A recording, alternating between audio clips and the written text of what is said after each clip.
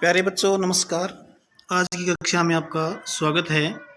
आज हम हल करेंगे कक्षा 9वीं के संस्कृत की संस्कृत के प्रश्न पत्र को जो अभी हाल ही में हुआ है। और इससे पहले जो बच्चे अपने चैनल पर नए हैं वो चैनल को सब्सक्राइब अवश्य कर लें, लाइक और शेयर भी करें। तो देखिए इसमें प्रश्न नंबर 1 में जो है गद्यांश आया हुआ है कि अधोलिखित गद्यांशं पठित्वा प्रदत्त प्रश्नानाम् उत्तराणि संस्कृत पूर्ण वाक्येन लिखत। संस्कृत में और पूर्ण वाक्य में उत्तर देना इसका। आचार्य गुरु भवति, आचार्य गुरु होता है। गुरुवे पूज्या भवन्ति, गुरु पूजनीय होते हैं। संसारे गुरून् विना किमपि कार्यं न सिद्ध्यति, संसार में गुरु के बिना कोई भी कार्य सिद्ध नहीं होता। अतः गुरुवे है, इसलिए गुरु महत्वपूर्ण सन्ति, महत्वपूर्ण होते हैं। गुरुवे शिष्याणाम हिताय यत्, गुरु शिष्यों के हित में जो शुभम कथयन्ति, शुभ कहते हैं। तत्त वाक्य में उपदेशा भवन्ति, कि वह वाक्य उपदेश हो जाते हैं। अतः इसलिए आचार्य देवो भवै, आचार्य देवता के समान होते हैं। तो ये जो गद्यांश है इसमें जो है प्रश्नों के उत्तर देने आगे कि पूज्या भवन्ति, पूजनीय कौन होते हैं, तो यहाँ आएगा गुरुवे है। पूज्या भवन्ति गुरुवे है, गुरुवे आएगा यहाँ पर के स्थान पर। इसके बाद देखिए गुरु, गुरु को भवति, गुरु कौन होता है, गुरु कौन होता है, इसका होगा गुरु आचार्य भवति। जो इस गद्यांश की प्रथम ही पंक्ति है, आचार्य गुरु भवति, ये आएगी। इसके बाद देखिए प्रश्न नंबर 3, गुरुवः कीदृशाः सन्ति, गुरु कैसे होते हैं। तो इसमें आएगा गुरु महत्वपूर्णाः सन्ति, कीदृशा के स्थान पे आएगा महत्वपूर्ण, यहाँ से महत्वपूर्ण होते हैं। इसके बाद देखिए बिना योगे का विभक्ति भवति, बिना के योग में द्वितीया विभक्ति होती है। यहाँ हम द्वितीया लिखेंगे, द्वितीया का के स्थान बिना योगे द्वितीया विभक्ति भवति, इस प्रकार से आएगा। आगे जो है शिष्याणाम अत्र का विभक्ति किम वचनम, तो शिष्याणाम में षष्ठी विभक्ति है और बहुवचन, षष्ठी विभक्ति बहुवचन, तो ये उत्तर होगा इसका। इसके बाद देखिए प्रश्न नंबर 2 रचनात्मक कार्य से संबंधित है। भवान महेश विद्यालयस्य वार्षिक उत्सवस्य अधिकृत मित्रम दिनेशं प्रति लिखित से रिक्तस्थानानि मंजूषापदि पूरयेत्। इसमें क्या है कि आप महेश हैं और विद्यालय के वार्षिक उत्सव का वर्णन करते हुए दिनेश को अपना पत्र लिख रहे हो। तो उसमें क्या है, परीक्षा भवनम, परीक्षा भवन प्रिय मित्र दिनेश सप्रेम, ये जो है रिक्त स्थान की पूर्ति करनी है। तो यहाँ जो है सप्रेम, यहाँ आएगा नमस्ते, ये आएगा नमस्ते 1 नंबर में। इसके बाद अत्र कुशलम तत्रास्तु अहम निज विद्यालय से खालिस्तान वर्णनम करोमि, तो इसमें आएगा वार्षिक उत्सव से वर्णनम करोमि, यहाँ 2 नंबर आएगा। इसके बाद है सप्ताह पूर्वम एव विद्यालय सर्वे अध्यापका खालिस्तान। इसके बाद देखो सर्वे अध्यापका खालिस्तान च, तो यहाँ पर आएगा छात्रः, ये आएगा 3 नंबर छात्रः यहाँ।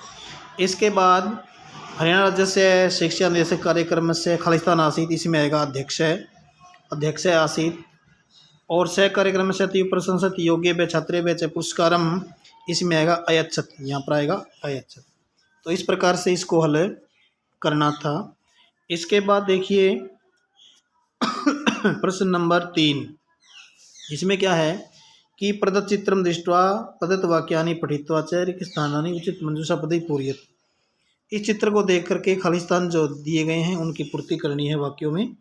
तो ये देखिए खालिस्तान ये हैं। इसमें पहला है इदम वर्षः खालिस्तान दृश्यमस्ति, तो यहाँ पर आएगा वर्षः ऋतु दृश्यमस्ति, इसमें वर्षा ऋतु का दृश्य है। गगनम मेघाच्छन्नम, इसमें आएगा मेघाच्छन्नम शोभते 2 नंबर में। 2 बालकों जले करगद नौका, कागज की नौका तारियत है, तैरा रहे हैं। एक बालक है एका बालिका च शिरसी, इसमें आएगा आत्पत्रम छाता धारण किए हुए हैं। और जले खालिस्तान टरना, इसमें आएगा दुर्दरा, दुर्दरा यानी मेंढक, जल में मेंढक बोल रहे हैं। इस प्रकार से इस प्रश्न को हल करना था। प्रश्न नंबर 4, ये जो है आपकी भ्रांतो वाला पाठ जो है उसमें से है। इसका पहले से हमें प्रसंग लिखना है कि प्रस्तुत गद्यांश हमारी संस्कृत की पाठ्य पुस्तक सेमुसी भाग 1 में संकलित पाठ भ्रांतो वाले से लिया गया है। भ्रांत वाले से लिया गया है। भटके हुए बालक का इसमें वर्णन किया गया है। तो इसमें देखिए सरलार्थ में, भ्रांत कश्चन बालय, भटका हुआ कोई बालक, पाठशाला गमन वेलायाम क्रीड़ितुम निर्जगाम, पाठशाला जाने के समय पर खेलने के लिए निकला। किंतु तेन सह केली भी कालम क्षेपतुम, लेकिन उसके साथ खेलने के लिए, खेल के द्वारा समय बिताने के लिए, तदा तब कोपी न तस्य वैसे सुपलब्ध मान आसीत, कोई भी उसका मित्र उस समय उपलब्ध नहीं था। या तो ये करना है या इससे नीचे वाला ये करना है, इसमें तो एक करना था। ये भी आपकी जो है सेमुसी भाग में से दिया पाठ, सेमुसी की पुस्तक में से है। एकदा माता पुत्री मादिशत, ये जो है स्वर्ण का पाठ है। तो इसका प्रसंग जो अभी बताया था वैसे ही लिखना है, स्वर्ण का पाठ हो जाएगा। एक बार माता ने पुत्री को आदेश दिया कि पुत्री, सूर्या तपे तंडुलान खगेभ्यो रक्ष, कि सूर्य की धूप में चावलों की पक्षियों से रक्षा करो। किंचित काल अनंतरम, कुछ समय के बाद, एक मन एक विचित्र काका उड़ी है, विचित्र कुआ उड़ करके ताम उपजगाम उसके पास आया। तो इस प्रकार से इसका जो है करना था। आगे प्रश्न नंबर 5 में ये श्लोक है, वृतम यतनेन संरक्षित वित्तम मेति याति च, क्षीणो वित्त क्षीणो वृत्तस्तु हतो हते। तो ये भी इसी प्रकार प्रसंग लिखना है जो अभी बताया था। और इसका जो है सरलार्थ ये होगा कि धन की यत्न पूर्वक रक्षा करनी चाहिए, चरित्र की यत्न पूर्वक रक्षा करनी चाहिए। धन तो आता जाता रहता है, धन से क्षीण होने पर कुछ क्षीण नहीं होता, लेकिन चित्र के क्षीण होने से सब कुछ नष्ट हो जाता है। और ये जो है जो पाठ ये जो ख में अथवा में दिया हुआ है, ये जो रावण जब सीता को हर के ले जाता है तो जटायु उसको रोकता है, तो जटायु सौर्यम पाठ से लिया गया ये। इसमें जो है जो जटायु कहता है रावण को कि निवर्ते मतिम नीचाम प्रदारा विमर्शनाथ, की दूसरे की स्त्री प्राय स्त्री के स्पर्श से जो दुष्ट बुद्धि वाले अपनी बुद्धि को रोको।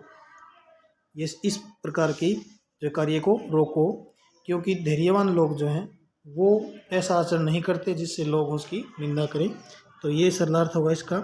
इसमें से सुक्ति करनी थी 2, गुणा गुण की सुगुणा भवंती, कि गुण गुणियों में ही गुण होते हैं। हिंदी लिख करके उसका भाव लिखना था कि गुणवान व्यक्ति के पास जाने पर गुण गुण में बदल जाते हैं। जिस प्रकार से नदियों का जल स्वादिष्ट होता है, लेकिन वो एक समुद्र में मिल जाता है तो वो खारा हो जाता है, तो निर्गुण व्यक्ति के पास जब गुण जाएंगे तो वो दोष में बदल जाएंगे। इस प्रकार से परोपकाराम सदा में होते हैं कि परोपकार के लिए सज्जनों की संपत्तियां होती हैं। इसमें जो है ऐसे आएगा कि निस्वार्थ भाव से हम किसी की सहायता करते हैं तो वो ही जो है किसी प्रकार की सहायता है वो सबसे बड़ी संपत्ति है। इस प्रकार से इनमें से 2 करनी थी। अतएव प्रकृति अस्मा विरक्षणीय, इसलिए हमें प्रकृति की रक्षा करनी चाहिए। प्रकृति हमें क्या देती है, इसका हिंदी सलाह तो ये हो गया। भावार्थ में हम लिख देंगे कि प्रकृति हमें अनेक चीज़ देती हैं, हमें प्रत्येक जो है जीवन यापन के साधन देती हैं, इसलिए प्रकृति की हमें रक्षा करनी चाहिए। और नास्ति अभावो जगति मूर्खाणाम, मूर्खों का संसार में कोई अभाव नहीं है, ये इसकी हिंदी होगी। तो इस प्रकार से इनको हल करना था। आगे देखिए प्रश्न नंबर 7, इसमें से क्या है, प्रश्नों के उत्तर छांटने हैं। ग्राम्य कीदृशी वृद्धा नैवसत, तो कीदृशी के स्थान पे आ जाएगा एका निर्धना वृद्धा। ये ग्राम्य एका निर्धना वृद्धा नैवसत। इसके बाद देखिए विनम्र मरोहा च के आसीत का आसीत, तो का के स्थान पे हमें लिखना है यहाँ पर एका दुहिता आसीत। विनम्रा मनोहरा एका दुहिता आसीत। इस प्रकार से प्रश्न नंबर 8, गुणेशु ही कर्तव्य यत् प्रयत्न है पुरुष ही सदा, गुण युक्तो दरिद्रोपि न ईश्वरी गुणी समय। इसमें जो है गुणेशु कई प्रयत्न करें, तो कई के स्थान पर ही आएगा पुरुष ही आएगा। गुणेशु कई पुरुषई प्रयत्न है कर्तव्य है। इस प्रकार से हमें लिखना है। अगुणई ईश्वरई समय कह न भवती, तो कह न भवती कह के स्थान पे आएगा गुण युक्तो दरिद्रो अपि। प्रश्न नंबर 9, इसमें जो है प्रश्न निर्माण है। वन वृक्षा निर्विवेकम छिद्यन्ते, वन वृक्षा के स्थान पे आएगा के। इसके बाद वृक्ष के निर्विवेकम छिद्यन्ते और बाद में प्रश्नवाचक चिन्ह। वृक्ष कर्तनात् के स्थान पर हम लिख देंगे कस्मात्। कस्मात् शुद्ध वायु न प्राप्यते और प्रश्नवाचक चिन्ह। प्रकृति किम प्रददाति और बाद में प्रश्नवाचक चिन्ह। पर्यावरण रक्षण धर्मस्य, धर्मस्य के स्थान पे हम लिख देंगे कस्य, आगे अंगम अस्ति और प्रश्नवाचक चिन्ह। तो इस प्रकार से इसको हल करना था। 10वें प्रश्न में अपनी पाठ्य पुस्तक में से श्लोक लिखना जो इस पेपर में ना हो। और कर्मधारी अथवा द्वंद्व समास की परिभाषा, जिस समास में पहला पद विशेषण दूसरा विशेष है वो कर्मधारी है, जैसे नीलगगनम। द्वंद्व समास जिसमें दोनों पद प्रधान हो। इसी प्रकार व्यंजन संधि और गुण संधि की परिभाषा लिखनी थी कि जब व्यंजन के बाद स्वर या व्यंजन हो तो उसके परस्पर मेल से जो परिवर्तन होता है उसे व्यंजन संधि कहते हैं। और जब ए या आ के बाद ई हो तो दोनों वर्णों के स्थान पर ए हो जाता है, उ हो तो ओ हो जाता है, री हो तो अर हो जाता है, लरी हो तो अल हो जाता है, उसे कहते हैं गुण संधि। इसी प्रकार से कर्मधारय समास कर्म कारक अथवा संप्रदान कारक, कि कर्ता अपनी क्रिया के द्वारा सबसे अभिष्ट जिसको चाहता है उसे कर्म कारक कहते हैं। और संप्रदान कारक कर्ता अपनी क्रिया के द्वारा जिसे संतुष्ट करता है, दान क्रिया से जिसको संतुष्ट करता है उसे संप्रदान कारक कहते हैं। इस प्रकार से राम की चतुर्थी में होता है रामाय, रमा की सप्तमी बहुवचन में होता है रमासु, और हरि एक वचन तृतीय एक वचन में होता है हरिणा, हरिणा। और किम पुल्लिंग षष्ठी व्यक्ति एक वचन में होता है कस्य। इसके बाद देखिए प्रश्न नंबर 15, भू लट लकार प्रथम पुरुष बहुवचन में होता है भवंती। इस प्रकार से। और पठ धातु लृट लकार उत्तम पुरुष एक वचन में होता है पठिष्यामि, पठिष्यामि। और आगे गम लोट मध्यम पुरुष एक वचन, इसमें होता है गच्छ। और पा प्रथम पुरुष बहुवचन में होता है एपीबन, एपीबन। और आगे प्रश्न नंबर 16 में देखिए, इसमें आएगा शिवाय नमः, बालः कुकुरात् बिभेति, पिता पुत्रेण सह, गस्ती माता पुत्रे स्निहति। इस प्रकार से। आगे प्रश्न नंबर 17 में देखिए, अनुगस्ती में अनु उपसर्ग है, अनु, और विभाति में वी उपसर्ग है। आगे प्रश्न नंबर 18 में छोटे प्रश्न हैं जो हमें ऑप्शन वाले हैं। विद्यार्थी का संधि विच्छेद होता है विद्या प्लस में अर्थी, पहला ही। सुआगतम इसमें होता है स्वागतम। और आगे हैं परोपकार है, प्रेषम उपकार इति परोपकार है, 2 नंबर ऑप्शन सही है। माता पितरों में द्वंद्व समास है। गंतुम में तुमुन प्रत्यय है। और विहाय में जो है लेप प्रत्यय है।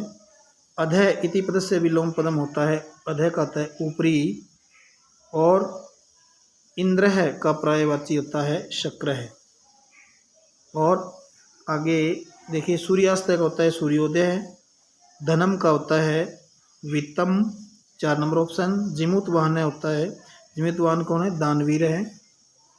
इसके बाद देखिए भ्रांत, भ्रांत का भ्रांत आएगा बाल्य है। प्रति के योग में द्वितीय व्यक्ति होती है, सह के योग में तृतीया होती है। और एको न षष्ठी होता है 59। और 16 इति अंके किम संख्या पदम, इसमें आएगा षोडश। तो इस प्रकार से आपको इस प्रश्न पत्र को हल करना था। धन्यवाद।